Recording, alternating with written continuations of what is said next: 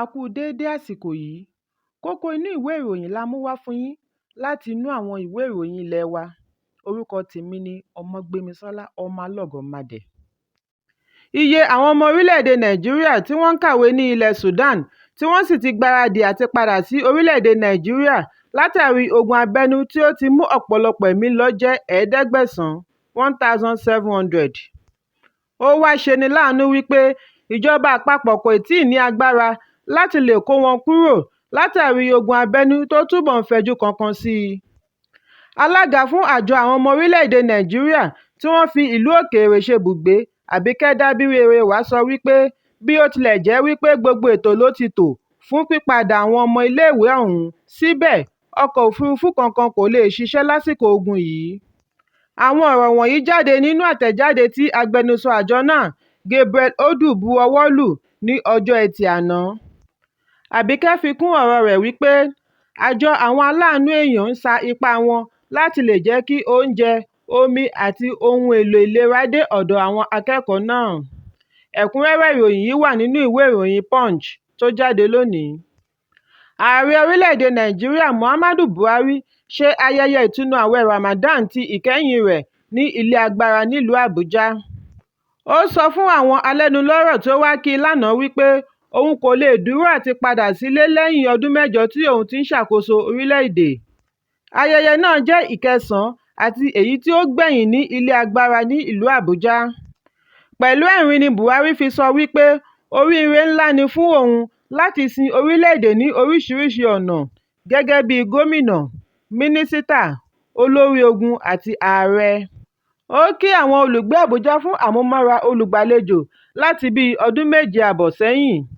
Láfikún, Buhari ní òun ti rí ohun tí òun ń fẹ́, òun yóò sì fi pẹ̀lẹ́kùtù fẹ̀yìntì ní ìlú òun ní Daura. Ẹ̀kúnrẹ́rẹ́ ìròyìn yìí wà nínú ìwé ìròyìn Daily Post tó jáde lónìí. Gómìnà ìpínlẹ̀ Kano Abdullahi Ganduje ti ṣe ìforíjì fún ẹlẹ́wọ̀n tí iye wọn tó 4,000 inmates láti ọdún 8 sẹ́yìn. Amúgbálẹ́gbẹ̀ẹ́ igbákejì gómìnà Malam Hasan Fage ló sọ eléyìí di mímọ̀ ní àná ní ìpínlẹ̀ Kano. Fage nínú àtẹ̀jáde ni ó ti sọ wípé Ganduje ṣe àforíjì fún ẹlẹ́wọ̀n 43 láti fi sàmì ayẹyẹ Eid-el-Fitr ọdún yìí. Ó fi kún un wípé 4.9 million naira ni ìjọba náà ti san láti fi san owó ìyọ̀ǹda àti owó gbà-má-bínú fún àwọn ẹlẹ́wọ̀n. Ó wá tẹnumọ́ wípé òmìnira jẹ́ ohun pàtàkì ní ìgbésí ayé ẹ̀dá nígbà tí ó ké sí àwọn tí wọ́n gba òmìnira náà láti wu ìwà ọmọlúwàbí láwùjọ.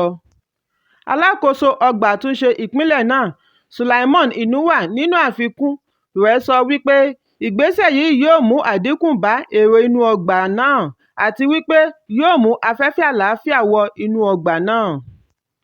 Ẹ̀kúnrẹ́rẹ́ ìròyìn yìí wà nínú ìwé ìròyìn The Guardian tó jáde lónìí.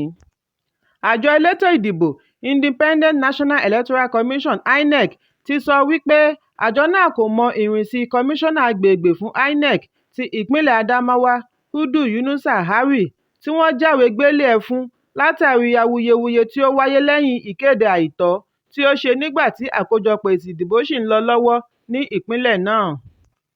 Kọmíṣánná INEC gbogbogbò Festus Okoye nígbà tí ó ń sọ̀rọ̀ lórí ẹ̀rọ amóhùnmáwòrán Channels, ó sọ wípé àwọn kò mọ ìrìn rẹ̀ báyìí nítorí pé lẹ́yìn ìṣẹ̀lẹ̀ náà ni kò ti gbé aago tàbí fèsì sí gbogbo àtẹ̀ránṣẹ́ rẹ̀ títí di àkókò yìí.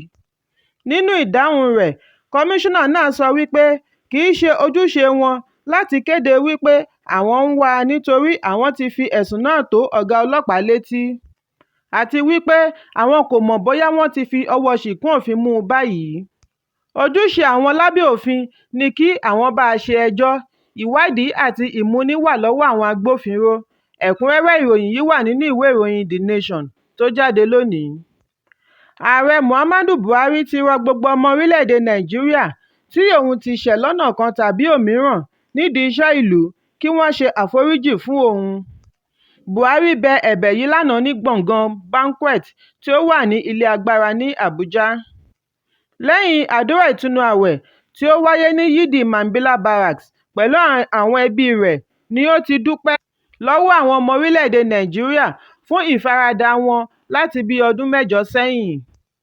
Buhari nígbà tí ó ń bá àwọn àlejò sọ̀rọ̀ ni ó sọ wípé kò sí bí ènìyàn ṣe lè mọ̀ rìn kórí má mì, kò sí àní-àní wípé òun kò ní ṣe ẹnìkankan ṣùgbọ́n kí wọ́n jọ̀ọ́ dáríjì òun nítorí pé ẹlẹ́ran ara ni òun ń ṣe. Ààrẹ tẹ̀síwájú wípé òun gba gbogbo ẹ̀sùn àti ìṣelòdì tí àwọn èèyàn fi kan òun pẹ̀lú ọkàn ìgbàgbọ́ nítorí pé lára iṣẹ́ adarí tí òun tọrọ lọ́wọ́ Ọlọ́run ni. Lákòótán, ó ní òun ti pinnu láti jìnnà sí ilé agbára kí ààrẹ àṣẹ̀ṣẹ̀yàn lè ní àǹfààní àti ààyè láti gbé ìgbésẹ̀. Ẹ̀kúnrẹ́rẹ́ ìròyìn yìí wà nínú ìwé ìròyìn Daily Trust tó jáde lónìí. Kókó inú ìwé ìròyìn tòní kò ní jù báyìí lọ. Ẹ pàdé mi ní ọjọ́ Ajé Monday fún àkọ́tún. Kí a tó lọ, ẹ má ṣaláì fi àríwísí yín ránṣẹ́ ìyẹn comment kí ẹ sì bá wa subscribe sí ojúnà wa lórí YouTube kí Kókó Inú Ìwé Ìròyìn lè máa tẹ̀ yín lọ́wọ́ ní kíákíá.